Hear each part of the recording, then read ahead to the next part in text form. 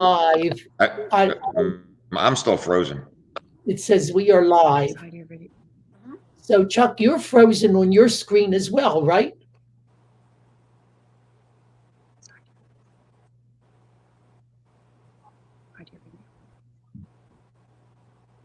Okay.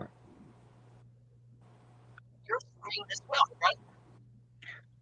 Dan, you just all I heard was the very last few words you said. I said, are you frozen on your? My screen. Yes, I am. But you two are not frozen.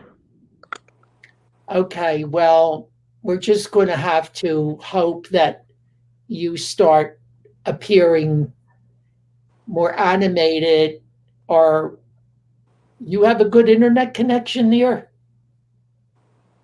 100%. Okay, well, I can't figure this out. I don't know why this is happening, but um, if it shows up fine on Facebook, I mean, I don't think well, it's a problem. no, I think it's going to show up on Facebook the way we're seeing it. So I'm going to go to Facebook right now and check it out.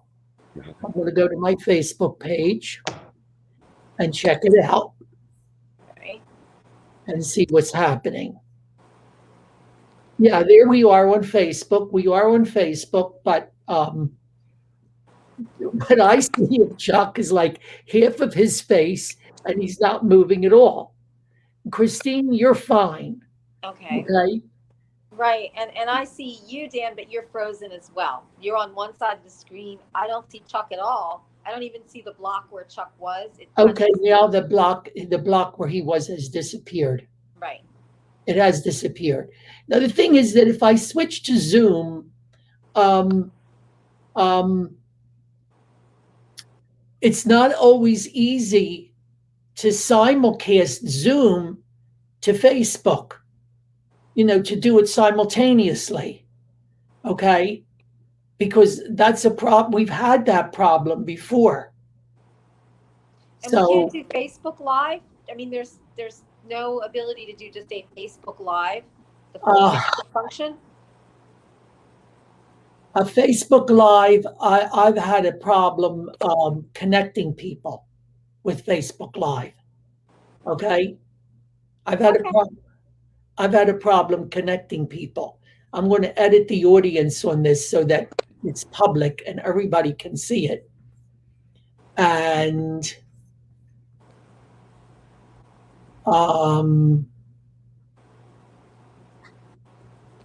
yes, if somebody is tuned in and said, that Chuck has disappeared, and I hope he comes back. We were having an issue with him, and let's see if I've gotten an email from him or something.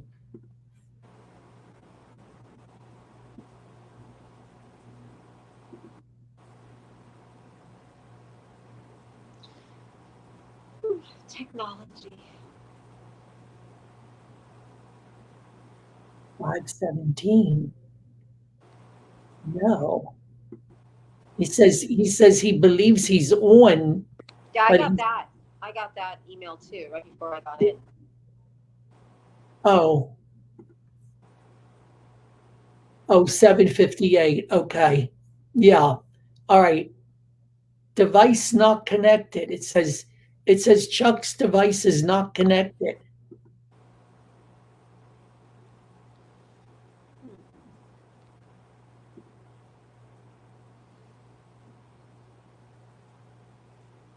I wanted to have the sign that I had for him visible, but I don't know if it's so visible.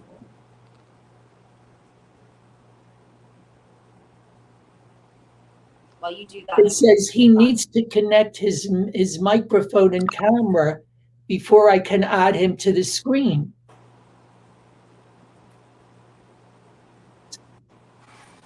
Oh my.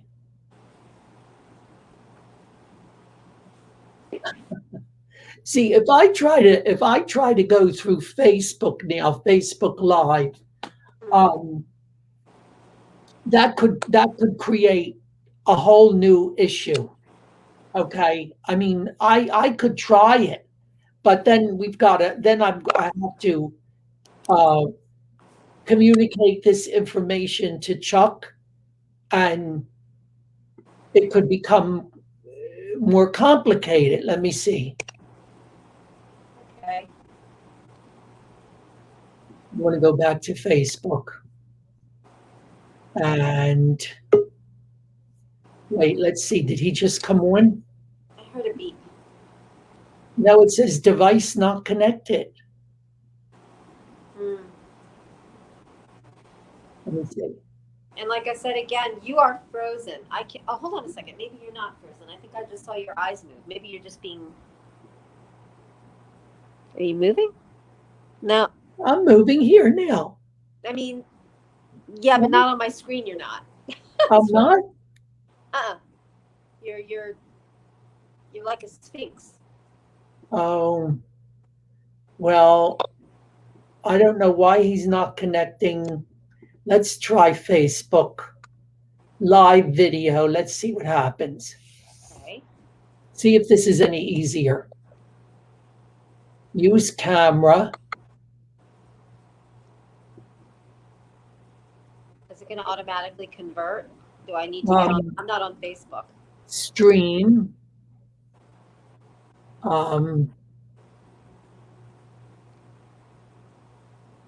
See, my problem is I don't know how to invite people in on Facebook. Start screen share. Dashboard. It's a shame. Go live. I'm going to go live now. Okay, I'm going to go live on Facebook. 3, 2, 1. Okay, I'm live on Facebook. Now I'm going to see if I can invite people in. Okay. Do I have to get on Facebook? Because I'm not on. Yeah, you will have to get on, but it says live. It says live. Share to groups. Will be shared to the groups you select.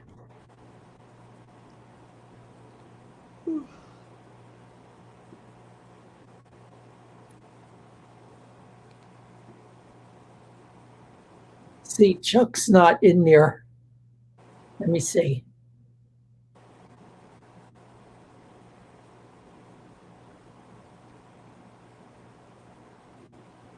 See, this only lets you share to groups.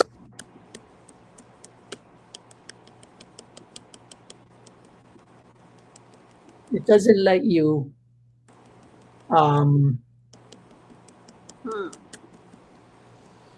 Do we know where Chuck is? I mean, we haven't lost him. No, I mean, it said like let me try. I'm going to try inviting him again. Okay.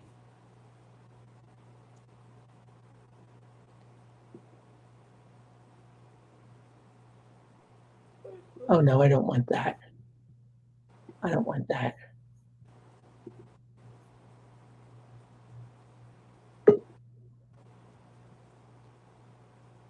Oh, here he comes. All right, Chuck. I switched. Oh, now I can see you There moving. he goes. Yeah. I see him. Hi, Chuck. Hi. There I switched you to are. my iPhone because I don't know what's happening with this. Do you see me now? I do. I see you. All right, good. Yeah, there you are. I just want to end this other thing that I was trying to set up on Facebook. All right. I tried to Let put me. my Peruto sign in line of vision, but it keeps kind of slipped down a little bit. But I hope you can see it, Chuck. It's on top of my lamp. I can see it. It's acting as your antenna on your head. Yes, exactly. It's like a halo. Okay. All right, Chuck, you could use a little bit more light on you in the front of you, but I don't know what you because you've got a backlight on you. You could use a little. I have floodlights right over me. That's why you can see me so bright on the computer. I don't know what it is with it. Oh. Okay. Well, we're going to start. We're going to start. Let me make sure that I'm on Facebook. To go back to Facebook. Oh, there we are. Yeah, we're on Facebook. Yeah. Okay. There we are. Okay. So, Chuck, thanks for being with us tonight. We're glad that you were able to make the time and that we're getting to chat with you so early in the campaign. And thanks for taking time out on Father's Day, which I know is an important day for all of us. So I want to begin by asking you this question, Chuck. Your father, of course, was a renowned Philadelphia lawyer. His name was instantly known to everybody in the city. What's the most important thing you learned from your dad? Learn how to listen. You know, a lot of people think people who are good talkers make good lawyers. That's not necessarily the case. You got to be a good listener because you can't learn anything by talking. You could learn by listening. And he must have said that 1,000 times during my lifetime. Obviously, the first 999 times weren't enough. So that's why he had to say it for that 1,000th time. So you think he was an exceptionally good listener? No, he actually wasn't. I'm just telling you that's what he used to preach. So it made me a good listener because, you know, I'm smart enough to know that all I have to do is just pay attention to what he did because he was very bright. So, you know, I'm just smart enough to know that all I have to do is be a copycat and then I'll be successful. So you sort of, I guess you think of your dad a lot then as you go about your own profession these days. Well, he was my life coach, my lawyer coach, and I draw on things that he did and said and taught me till the day I die. Hmm. Uh, Christine, you and Chuck have something very important in common in that you're both lawyer children of famous Philadelphia lawyers. Christine. I had said to yeah, Danny, I had said to Chuck in a Facebook exchange once. I said, you know, there's something about that generation of our fathers, of those attorneys, and Chuck sort of put his finger on it right now. Chuck, when you said something about listening, I think there was something very authentic and intuitive about a lot of the attorneys in the generation in the 40s, 50s, 60s, and 70s. And although I have met some very strong, qualified young attorneys these days, I think that one of the things that they are missing is really what you zeroed in on, the ability to listen, the ability to use your own instincts to figure out whether or not something is going to, you know, help you, something is not, to hear something from your client that maybe if you've been talking over them, you'd miss. And I think a lot of people today use the bells and whistles of technology. They use the whole Moneyball kind of calculus to be able to decide how are they going, you know, are they going to win a case? Are they not going to win a case? And a lot of the older attorneys really used the law, their intuitive skills, and they didn't have Lexis and Nexus, and they weren't able to sort of like press a button and come up with some kind of precedent. They went into the old law libraries and they sort of did that digging, that investigative Indiana Jones kind of research in the old books. And so I really do think, and Dan, you know that you labored with the Bar Association for decades. So I really do think that there is something, and I think that Chuck, you have that from your dad. I, to a lesser extent, from my father, because I don't do litigation. I don't do the same type of law that he does. But I really do think that there's something about being a child of that pedigree of attorney that gives you something very special that you can't learn in a law school class, and you can't pick up from a law book. You said yourself, Chuck, you used to spend a lot of time in the courtroom watching your dad. I wish I had done that more with my father, but I really think that that's something that brushes off and becomes a part of your DNA. I certainly did. I actually switched from day school when I was in law school. I switched the day program to the night program to watch a couple of trials, and then I was going to go back to day school, and the Tony Boyle trial came up. Oh yeah. And I stayed at night, and it was the best thing I ever did because I learned so much during that trial because I would go into chambers for the sidebar arguments. I would go to sidebar. I did a lot of the research. Those two, I mean, my father and Dick Sprague, that was the best lesson that anybody could have ever given me, and it was priceless. And I knew it was priceless then. Speaking of Dick Sprague, he just passed. That's another huge pillar of the Giant. Philadelphia bar. Well, of course, he passed because that's been my luck with this campaign. Dick was actually coaching me. He was my honorary campaign chair. He was on my letterhead for the DA's race, and I went to see him on a Thursday. He was in great spirits, and I learned from Tom that he died over the weekend, and I was blown away by it because he was excited for me. I mean, Dick Sprague was not a selfish guy. If he gave you a tip and the tip was successful, he gloated and he smiled and he loved it because it was what he lived for was these courtroom successes, my success. It didn't have to be his own success. And let me tell you something. He was, I always said, if there was a Mount Rushmore for lawyers, it would be Jim Beasley Sr., my father, and Dick Sprague.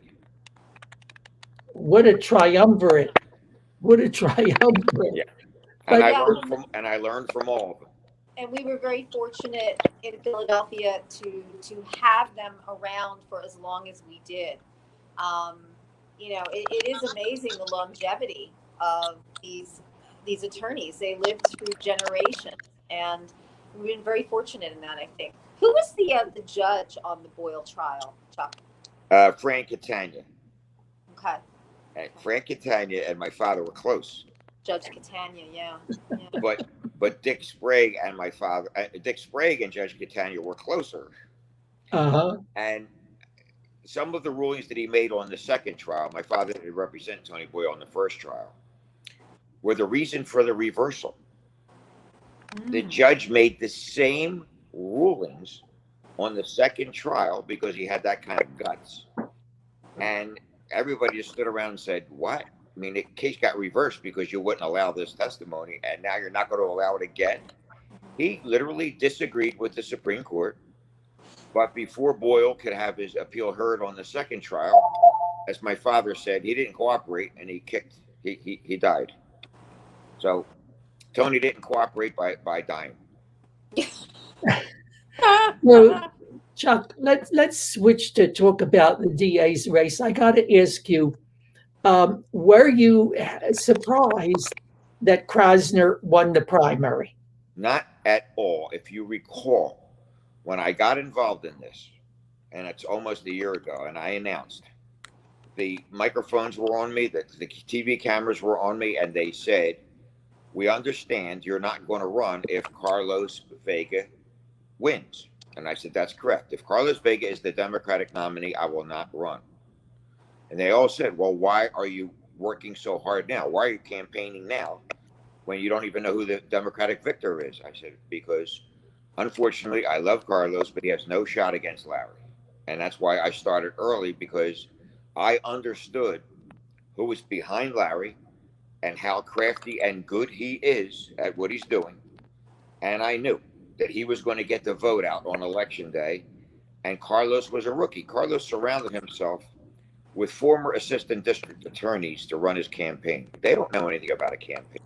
They know about prosecuting criminals. So, we have a division of labor here. We got to get specialists in for specialized things. So Carlos is now helping me. I'm not demeaning him in any way because it was his first race. And if you're getting advice from the wrong people, then it's going to be the wrong formula. So I think I'm getting advice from the right people, and I believe it's going to be a different outcome. The problem is, when he gets beat 65-35, it has seriously hampered my ability to raise money. I had 5 major backers pull out, including the National Republican Party. They pulled out, and they're the ones that got me involved in this in the first place, and I was upset. But I have to rebound, because once I committed to doing something, I'm not going to stop. hopefully they're going to see in the next few months that I'm going to make enough noise that it might be a different outcome, because I'm not Carlos Vega. And I'm not saying that I'm a better person than Carlos Vega, but I think it's going to be a smarter campaign. And that's going to be the difference. But Chuck, you're a hugely successful lawyer. You've had a lot of sensational trials, name clients. You had all the success and notoriety anyone could hope for. Why the hell do you want to do something like this? You don't need it. Well, I actually, after Carlos got beat that badly, I asked myself the same question, because I thought it was going to be maybe 55-45. Maybe some people predicted 50 and a half to 49 and a half. I was dejected by that, and I started to wonder myself, why did I get involved with this? But it's been a lifelong dream to be DA. I never did it because I was having success. And when I saw what Larry Krasner was doing to the city, I really took issue with it. I'm a lifelong Philadelphian. I've never left. And I have my entire extended family are Philadelphia residents. My son lives a couple blocks from me with 3 kids. And I honestly believe that if I win the election, the next day your property values go up, because real estate values are based on perception. If people perceive they're safer, then they are safer. If people perceive that their house is worth more, then it is worth more. It's perception. And Well, I believe that if I get elected, and not, it doesn't stop with me. We got to clear out the mayor too. you said perception, and that's important. And you mentioned before that that blowout that Krasner had discouraged people from people pulled out of your campaign, backers pulled out of your campaign. Yeah. There were people who basically have thrown their hands up and said, "Listen, we can't do anything against the Democrat machine." I social media is extremely important with respect to this, and unfortunately, there was you get this. There was a sense that Carlos could actually win from the echo chamber in social media, and then you go out there and you actually vote, and you see how inaccurate that was. So I guess one of the questions that I have for you is, what are you going to do to combat this perception that we have, unfortunately, right now, that Krasner is unbeatable? Because quite frankly, I am in shock that the neighborhoods that are suffering so egregiously, the ones that really are being destroyed under Krasner, the black and brown neighborhoods, the neighborhoods that my immigrant clients come out of, North Philly, West Philly, those are the ones that went overwhelmingly for Krasner. So how are you going to try and combat that idea that he can't be beaten? Well, let me first correct something you just said. You believe that from social media, Vega really had a good shot. Yeah. You have to understand that the social media you're looking at are, let's say, 4,000 or 5,000 friends that are your friends. Mm-hmm.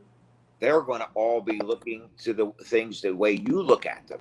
You see the city crumbling around you. You see crime surpassing numbers we've never seen. However, what I did, and why I believe Carlos was going to lose, I went on the Facebook page or the actual Facebook account of my manager, Aisha Davis, who's black, and Monica Moreglia, who's black. They're good female friends of mine for many years. And when you go on and you see what's being posted on their news feed, it's a different story. You see that Vega has no chance, that Larry Krasner has overwhelming support, that Krasner was all over social media with his touting his programs, promises made, promises kept. Yeah. And I've said from the beginning, the problem with Larry Krasner is that he made promises and then he kept them. Keeping those promises is the problem, because those problems are created by his lack of punishment on guns and the shooting of guns and weapons. When you have guns being carried on the streets illegally, you cannot give somebody probation for that, because I never saw anybody get shot with their finger. If you don't have a gun, you can't shoot somebody. If you do have a gun, you can shoot somebody. So I say it's very, very simple formula. If you leave your house carrying a gun without a permit, because you can get a permit if you qualify, but if you don't qualify, then don't carry a gun. But if you don't qualify and you do carry a gun, you're going to go to jail for at least a year on your first offense. I don't care if you were an altar boy for 20 years. I have to get the word out. You cannot carry that gun, because people carrying the guns are the ones shooting our citizens. And if they're shooting their other drug rival across the street and a little kid gets hit, that is somebody who's more liable. These people who get, let's say, 2 years because they're shooting at a rival drug and somebody gets hit by accident. And then you have another person who, in a fit of rage, kills someone and does life in prison. You are shooting. You are depraved to shoot on our streets of Philadelphia. If you want to shoot up our streets, that shows a conscious depravity for the value of human life. If you want to shoot a gun across the street, first offense, you need to spend a decade in jail, not only for you, but to show others, if you do such a thing, this is what's going to happen to you. Do you think we're going to have the numbers of homicides and shootings we have today with that plan? If you do, you're nuts. Because let me tell you something, punishment is a deterrent to crime. When they have a revolving door and they get time served for carrying a gun, they can't make bail. And after 3 months, they get a deal. Plead guilty, and you get time served, and you're out. Do you know that Larry Krasner is touting that as a conviction when he says he has an 85% conviction rate for guns and shootings? That's the biggest joke I ever. That's a better joke than my father used to tell. Because let me tell you something. Who's not going to take a deal for time in when you shot a gun on the public streets of Philadelphia? My clients took them. Everybody's taking these deals. If that's how you got an 85% conviction rate, shame on you, because that is phony numbers. So is he saying that is he equating plea deals to actual convictions? Oh, yes, he is. Well, then that's dishonest, because a plea deal is not a conviction. Yes, it is. Yes, it is. I mean, it's a conviction, but it's not. I mean, the prosecutor didn't really have to do anything. He just, if he counts all arrests for guns that go to trial, he's got a 30% conviction rate. Well, that's what I'm saying. I mean, he hasn't convinced a judge or a jury of anything. He's basically convinced defense attorneys to get their clients to accept a lesser deal. That still counts as a conviction. And my gripe is it's a phony. It phonies up your conviction rate because it's not adequate punishment for shooting in our streets. It's as phony as the day is long. The other problem with Larry Krasner is, and I don't buy this quality of life crime nonsense. What we put our store owners, our shopkeepers, our business people who pay our taxes for us, because our taxes would be monumental without them. We put them through riots. When George Floyd was killed, people rioted. I have nothing against peaceful protests. Without protest, there can't be change. I am all for protests. But when you have white people smashing Modell's sporting goods and jewelry stores and made Walnut Street, our most beautiful shopping area, a war zone. They destroyed 52nd Street, which has mostly black-owned businesses, too. And then lawyers like myself got letters in the mail from Larry Krasner that all burglaries committed during the period of civil unrest will not be prosecuted. Civil unrest? Really? They're burglars. They're burglars. They don't even know who George Floyd is. They saw an opportunity. They went in Modell's. They took more sneakers than they could see over their head. That's a burglary. It's got to get prosecuted because it has to have consequences. Without law and order, we have chaos.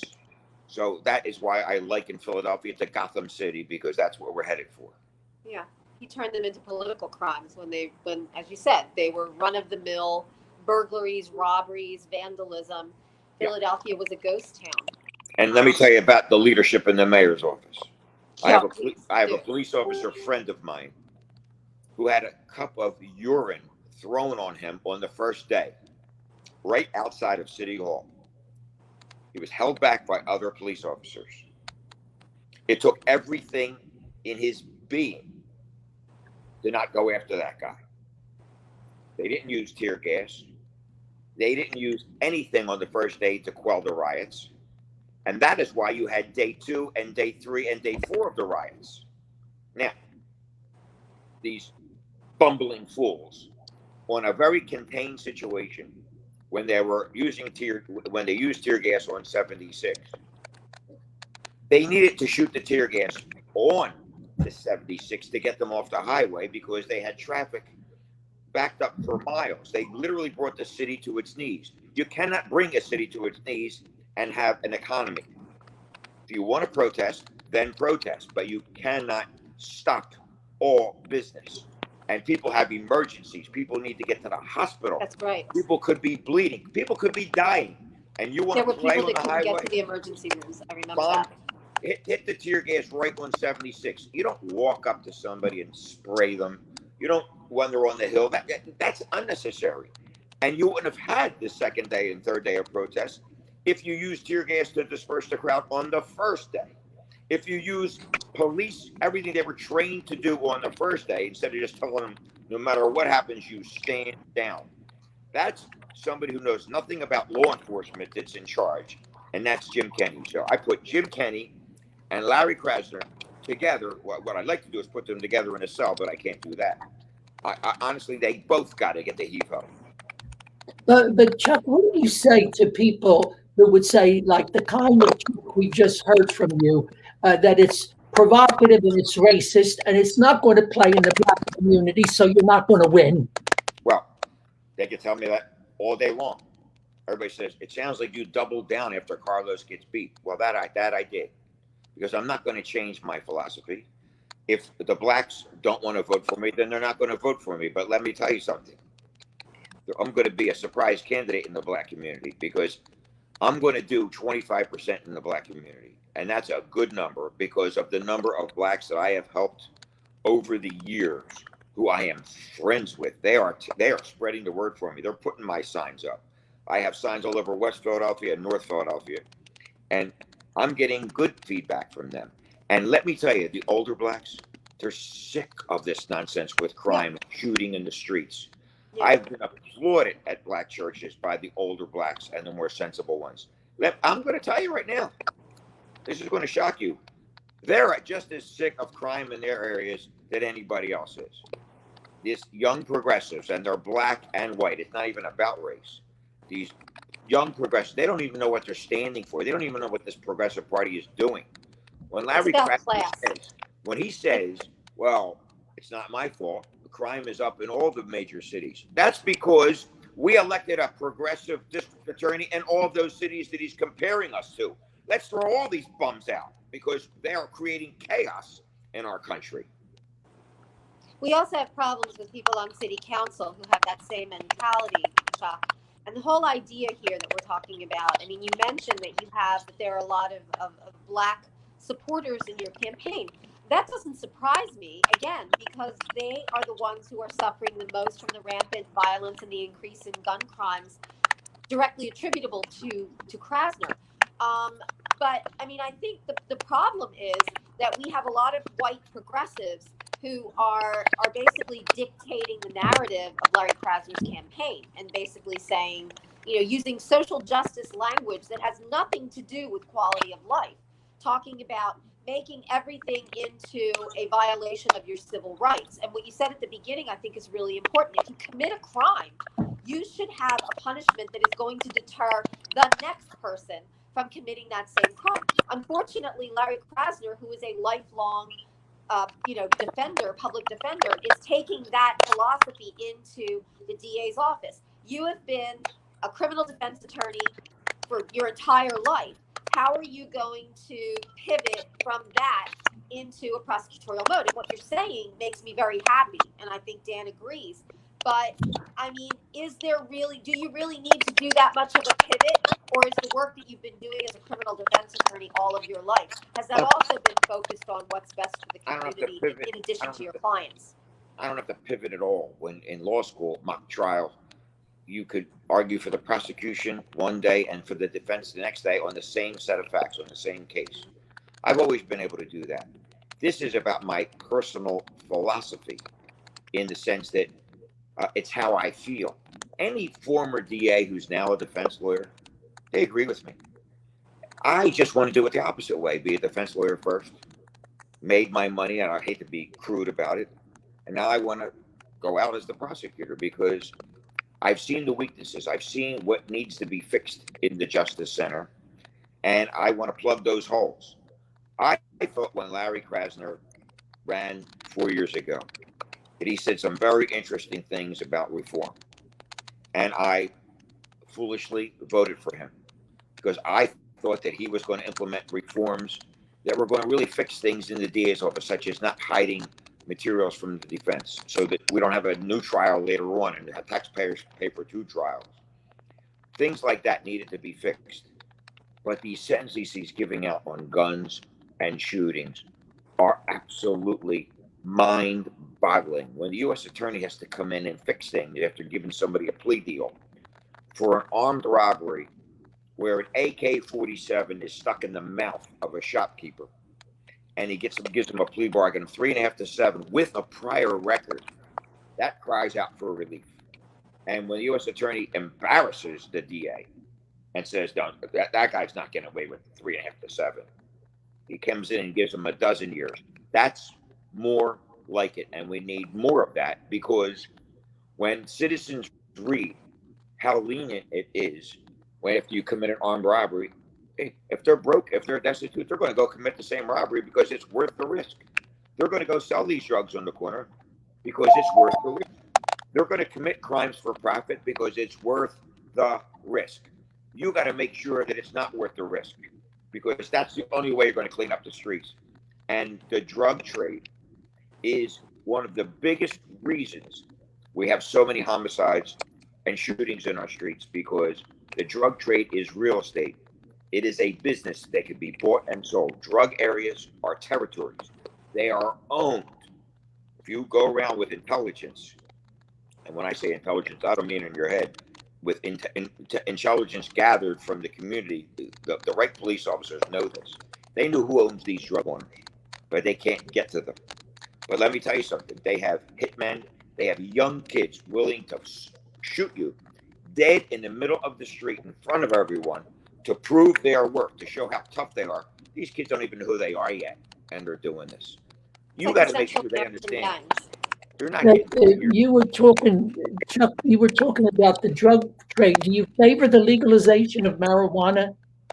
Yes, I do, because we have to pick and choose our battles. This is never going to be a perfect world.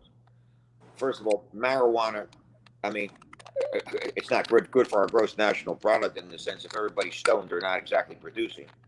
It's like, I look at it with all these shopkeepers, they have help wanted. Everybody's looking for workers. You can't get a product because they don't have the workers to ship it to you. And then we extend unemployment benefits for years. So don't get me started. Yeah. But yeah. But also, it smells like hell. I'm sorry. I mean, I take public transportation all the time, and I'm sorry. I'm getting sick of the pot. But I agree with you that you have to do triage on the drugs because marijuana is not killing anybody. My belief is that you want to smoke pot, go ahead and smoke it. Honest to God, you got to pick your battles. You can't fight everything. So, will I prosecute possession of marijuana? No, I will not. No, I will not. Will I prosecute somebody who's sitting on their steps smoking marijuana, where little kids walk right in front of them to go to school across the street? Yes, I will. Good. Because that is bad for society. Smoking marijuana isn't necessarily going to hurt society because most of society is doing it. So it's like I say, you got to choose your battles. I might have 1 or 2 prosecutions a year for marijuana out of the 30,000 we used to have. because I just don't want you to do it in front of kids. But I really don't care if you want to smoke marijuana in the privacy of your own home. Your reflexes aren't too good if you're smoking it while you're driving. So that's another story. Chuck, I got to ask you. You and the media have sort of fed this over the years, which is your reputation as somewhat of a man about town, a bon vivant, a great liver of life, if you will, in all its aspects. And do you think that they're going to come after your personal life and that that part of your life in this campaign? That they're going to come Yeah. after you I think with that? Larry is smarter than that, and I'm going to give him this credit. The best thing Larry's going to do with the amount of lead that he has over me right now is ignore me. Number one, he's not going to debate me because A, I'll destroy him in a debate, and B, he could only lose percentage points in his lead by debating me. So he's smart enough to know, stay away from me. He's never going to mention my name in this campaign. He's not going to mention girls I've been with. He's not going to mention the girl in the bathtub. He's not going to mention anything because he's got a big, comfortable lead, and all he has to do is sit in his office and smoke a cigar. And if I were him, I would do the same thing, except that we're building a truck right now with bullhorns going in 5 different directions. And if he refuses to debate me, I'm going to be a little juvenile, and I'm going to be driving up and down Broad Street, making sure that every citizen of Philadelphia knows he won't debate me and he's hiding. And I'm going to drive down every other street to make sure that by the time the election comes, he's going to be so sick of me and that bullhorn that he's going to come out to debate me, because it's the only way to get him to debate me. I'm not going to get any help from the Philadelphia Inquirer, because the Philadelphia Inquirer, I think their headquarters is now in Larry Krasner's house. Chuck, thank you. I was about to go to that point right there. With respect to the media, we've already gotten the announcement from the Philadelphia Inquirer that they're going to downplay crime in Black neighborhoods, that they're going to basically skew the news, and they're doing this ostensibly because they, for racial justice, social justice purposes, they don't want people in Black communities to feel as if they're constantly having that focus of crime. However, that's going to have the effect of basically blunting the crime that's in those neighborhoods. It's going to help Larry Krasner. So how are you going to counterbalance the fact that the Inquirer really basically is in the bag for Larry Krasner, and they've made absolutely no bones about it? It's not just the editorial board. It's not just the poobahs of opinion operation. You've actually got reporters there who have their marching orders not to talk about crime in Black and minority and immigrant neighborhoods. So how are you going to go about getting your word out to other sources, Philadelphia Magazine, some of the local print media, etc.? I'm going to do it by exposing the Philadelphia Inquirer for the rag that it is. A newspaper is supposed to deliver news. It's really not a novel concept. Newspaper, news. Give us the news, not your opinion of the news, the news. When you ignore news, which is newsworthy, such as crime in Black areas, then you're not giving us the news. You're trying to sway mindset into a direction that is not reality. If you deliver the news, you're giving us reality. The Inquirer is not giving us reality. And what they're going to do is go bankrupt again, because all of these philanthropists who keep saving the Inquirer have to understand, yes, the print media is on the way out simply because it's print media and we now have the internet. But we're certainly racing to the finish line and having the Philadelphia Inquirer sign its own death warrant, because they can't wait to go out of business, because by golly, they're certainly trying their hardest to go out of business by not giving us the news. So, hey, everybody can keep pumping money into it, but the more people who realize it's not the news, it's their version of the news, it's going to make their death very speedy. It's like having cancer and ignoring treatments. Well, it's like what you said before about social media, when the people who supported Vega sort of were in an echo chamber, seeing the same people who supported Vega. The people who read the Inquirer today are in that same echo chamber, and they only hear the things that they really want to hear. They're fellow travelers, and I don't subscribe to them any longer. I wrote for them for 17 years. I don't subscribe, and yet I do still read online some of the things that they're saying, and it is very divorced from the actual what's happening in the streets. Unfortunately, I think it has the largest reach. It has the the most. It has the voice. It's the establishment. So, I mean, if you made, I know you were profiled in Philadelphia Magazine, I think. Have you spoken with anybody at the Inquirer, like Chris Brennan or any of the so-called political reporters there to get your message out? I speak to them all the time. It's a shame. They just had a very good reporter leave, Lloyd, Linda Lloyd, or trying to think of her name. But Julie Shaw? Julie Shaw. There has been so many good reporters there. Yeah. That really think the way that I think, and they've left because they do have their marching orders on what to write, what not to write.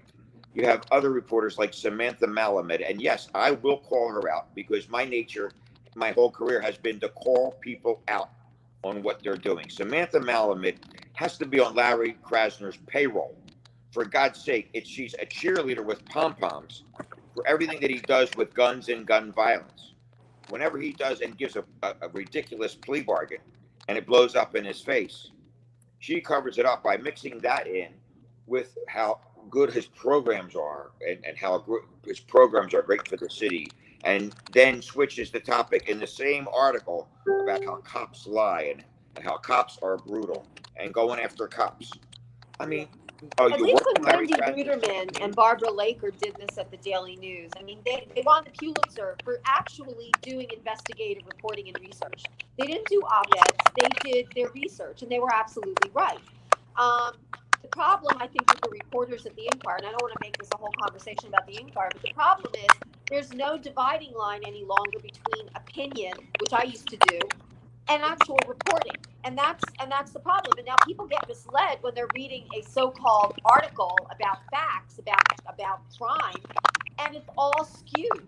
And it's been like that for years now. Unfortunately, it's just the other day that they actually came out and admitted what they were doing on the pages of the Inquirer, like 3 weeks ago with the op-ed from Lisa.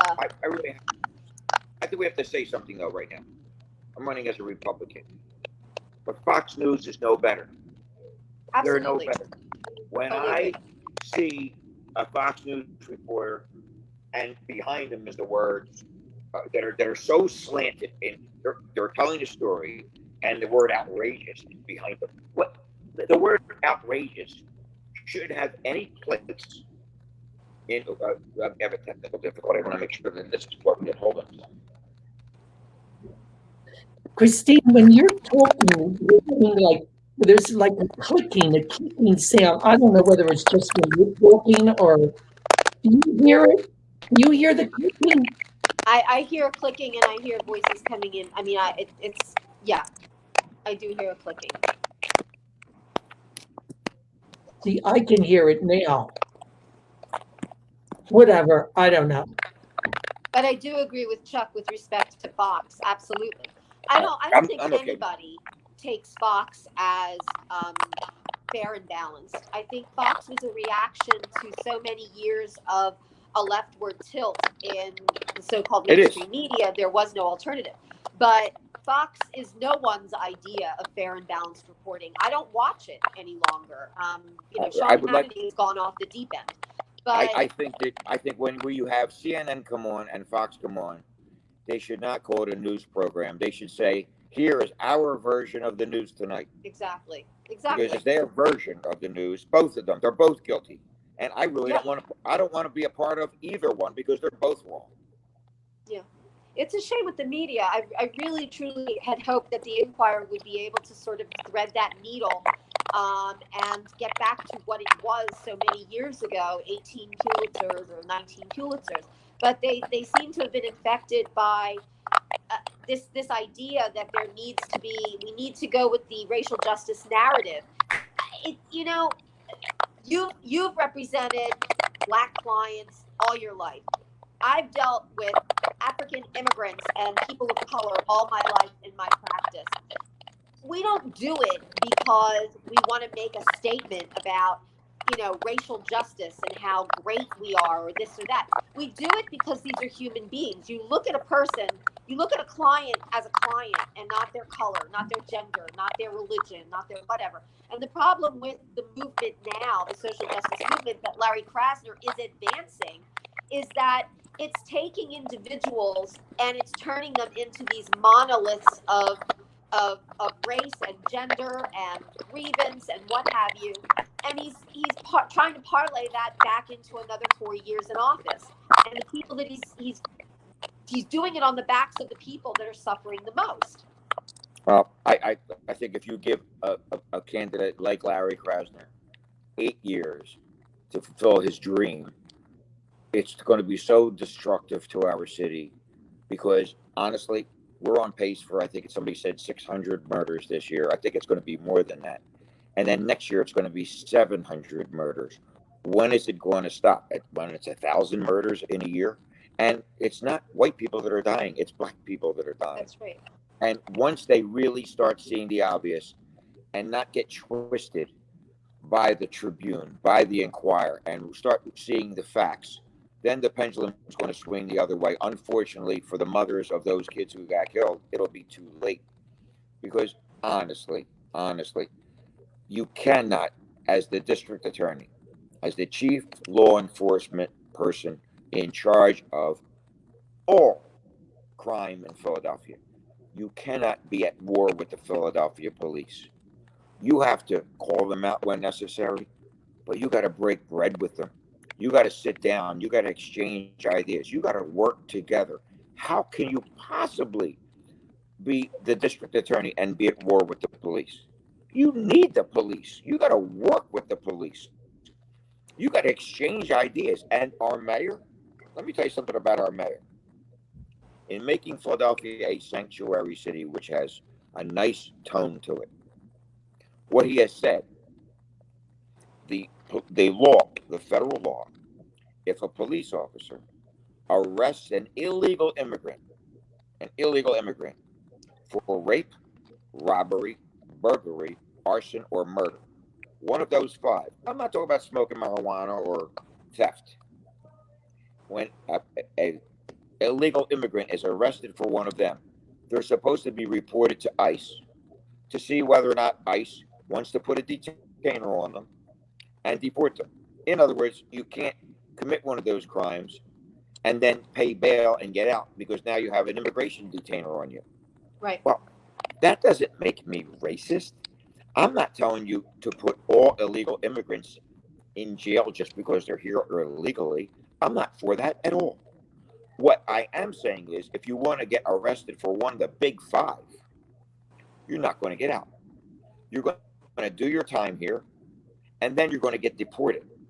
Under the Krasner administration, if a police officer reports one of these defendants, one of the accused, to ICE, he's fired. He loses his job because it's a sanctuary city. He is. Is he fired by the mayor? It's Krasner doesn't have any. No, I think he meant to say. I'm 90% there. Outlaw would do that, right? I have to finish. I'm 90% there. What I'm saying is, if he forbids the police from contacting ICE, he is obstructing justice because he is instructing his police officers to violate the law. They are required to contact ICE. He forbids them from contacting ICE. I will arrest him for obstruction of justice. I will convene a grand jury to investigate his policy and arrest him because that's what's got to be done, because it's about public safety. If an illegal immigrant rapes one of our women, shoots one of our citizens, burglarizes somebody, I want them to sit in a detention center because they don't belong to be here. You don't love this country. Don't tell me you want to come here for a better life and then you want to commit one of the big five. You're going to sit in there. If you're exonerated, then you're exonerated. You're an illegal immigrant anyway. And yes, that is harsh. That is very harsh. But guess what? People don't go around arresting. I mean, the cops don't go around arresting the wrong citizens. I'm sick and tired of hearing these numbers that are being touted of innocent people behind bars. Are there innocent people behind bars? Yes. The numbers that we're asked to swallow? Absolutely not. Absolutely not. There is such a huge difference between the word innocent and not guilty. Not guilty is there's a reasonable doubt of guilt. Innocent means you didn't do it. And that is they're two worlds apart. And it gets me upset when we after 25 years we give somebody $10 million because they were wrongfully convicted. That doesn't mean they were innocent. It doesn't mean they were innocent. And why do we have to give them $10 million? If you give them $500,000, that's not going to change their life. That's not going to give them a head start now that you're out. It's the taxpayers that are bleeding. We just keep getting punched and punched and punched after a pandemic, after riots. Who's going to pay for all this? Is this money just thrown out of the sky? It's ridiculous, and it's leadership, and it's got to go. All of them, they got to go.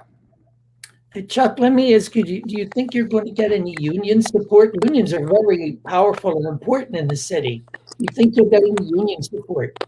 Well, that's the backers that pulled out after the Krasner Vega numbers came in. So I'm working on getting them back. I have some real key people trying to get them back from me. And I believe that they will because I just had the League of Nations. I don't know if you've heard of them in Northeast Philadelphia. I had dinner about 10 days ago, 2 Thursdays ago, with the League of Nations.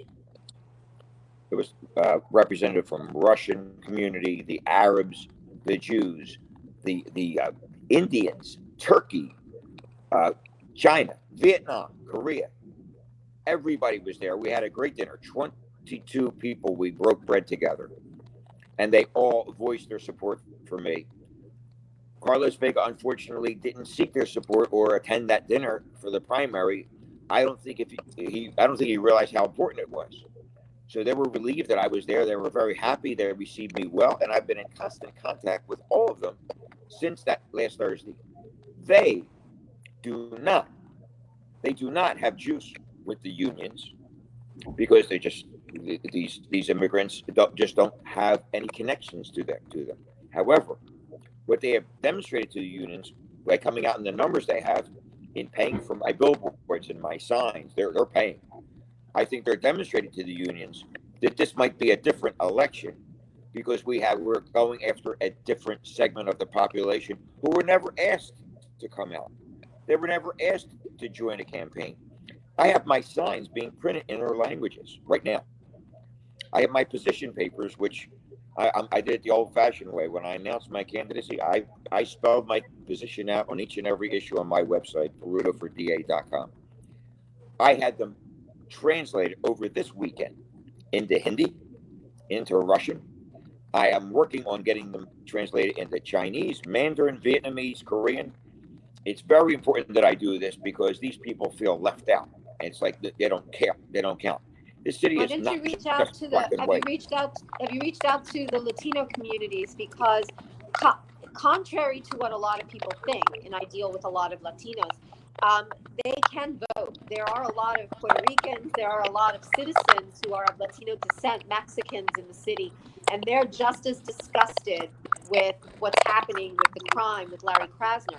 Have you considered going on some of the Latino radio stations and reaching out to Telemundo and Univision, their local affiliates here? I have not. And getting those messages out. Any broadcast such as this, we call it earned media. Anything you don't have to pay for it, you can go on. It's earned media. I don't turn any earned media down. I'll go on Huckleberry Finn if I have to, because I need to get my message across. Carlos Vega's number one assignment is he is working with my campaign. He is helping me with the Latino community because they came out for Carlos, but not the numbers that he wanted.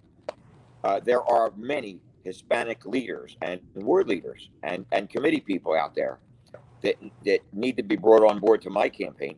And guess what? They're Republican. They're Republican because of many of the philosophies that Republicans have. And I think that, and Carlos believes that more of them will come out for me than him because they're not Democrats. They are very aligned with the Catholic Church. They're very aligned with anti-abortion. And I believe that's the thing I wanted to ask you.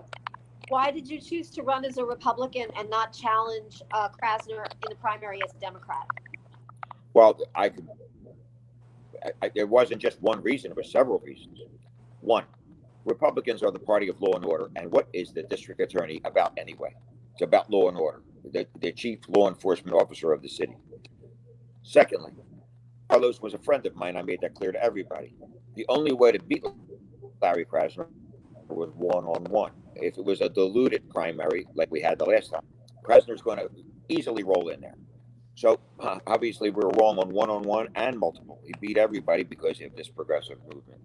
But the Republicans, the one office that you should have an elected prosecutor as a Republican is because of corruption, is because we have a monopoly with the Democratic Party in the city of Philadelphia, and you have the fox guarding the chickens. So you cannot have a Democrat DA and a Democrat city council and a Democrat mayor and Democrat newspapers. It's just too cozy of a relationship. Somebody's got to get in there and ruffle the feathers, and we haven't done that since Ron Castile, my other honorary chairman. Right.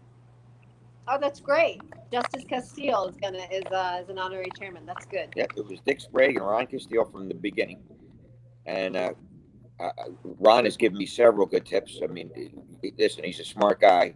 I've known Ron personally for 40 years. I consider him a close friend, and he's rooting for me. Well, Christine, this has been a wonderful conversation. I mean, I'm so glad we had this opportunity tonight. Chuck, your website is chuckforda.com. Is that right? No, PerutoForDA.com. That's right. PerutoForDA.com. I'm sorry. PerutoForDA.com. And it's up and running, and you're going to be adding stuff to it regularly. And you're going to be getting around the city. Christine, I don't know if you have any more questions or things you want to bring up. I don't have any questions. I truly, I'm not an unbiased individual here. I absolutely hope that you win, Chuck. I will do everything within, my power to help you out.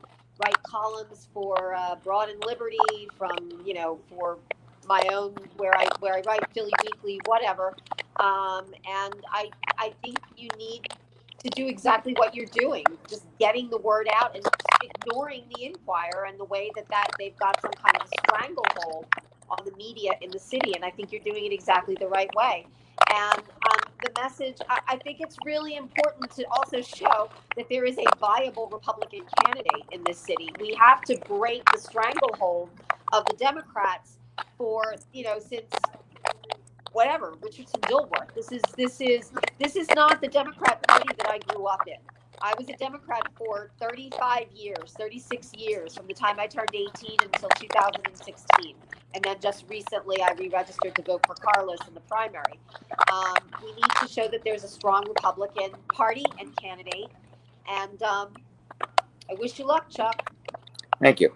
I'm going to need it. I know that, and I'm the first one that will say it, but I hope everybody watching will contribute something to the campaign, because you cannot run a campaign without money. I mean, I got to pay a secretary, and I just got to get the word out, and I can't do everything myself. Well, Chuck, you've never shied away from long shot odds. You've represented some clients who had very long odds, and you did a hell of a job with quite a few of them.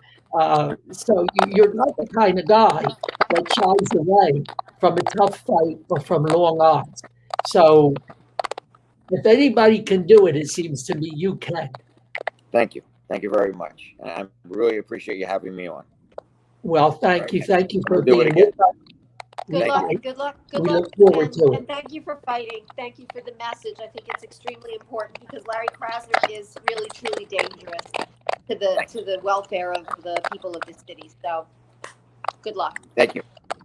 Thanks. Bye.